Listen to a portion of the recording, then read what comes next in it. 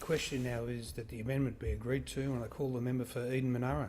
Thank you, Deputy Speaker. And really, what an Orwellian nightmare education policy has been these last 4 years under this government.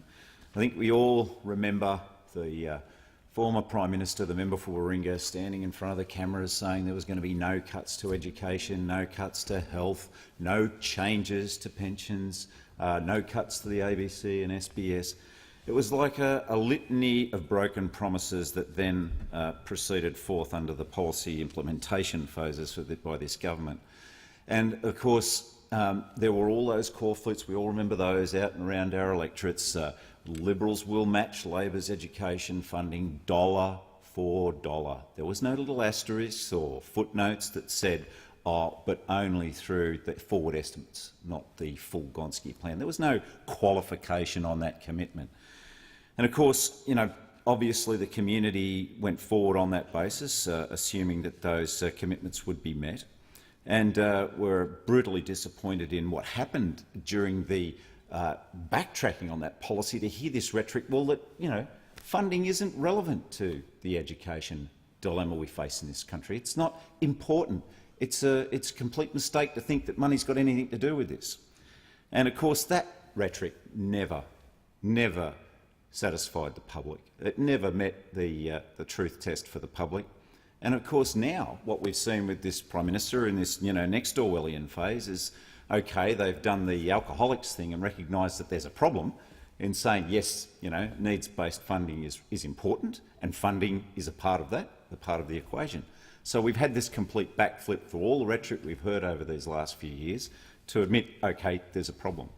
But then they say, well, but it doesn't need the funding levels that Labor's committed to, and oh, by the way, if you say there's a cut, if you say there's a difference, then there isn't. But of course, we know from the exact quote from the Liberal Party document that announced this latest version of their policy, the words are very clear. And the quotation is, compared to Labor's arrangements, this represents a savings of $22.3 billion over 10 years. So there's no question that this is a cut to the full national plan that Labor had introduced, the National Plan for School Improvement and the Schooling Resource Standard and the fair funding level that Labor had agreed on with the stakeholders of 95% of the school resourcing standard. That is the truth of the matter.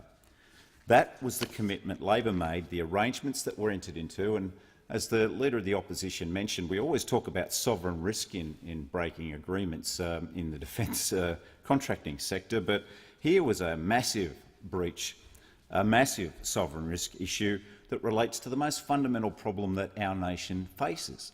And we heard all this wonderful rhetoric from the Prime Minister about the new economies, agile, innovation, start-up support, all this stuff about the Industrial Revolution 4.0. And typically with this Prime Minister, no substance following behind that. No recognition that if that's the economy that we want, if that's the challenge that we face, then the most important investment that we can make is in knowledge infrastructure.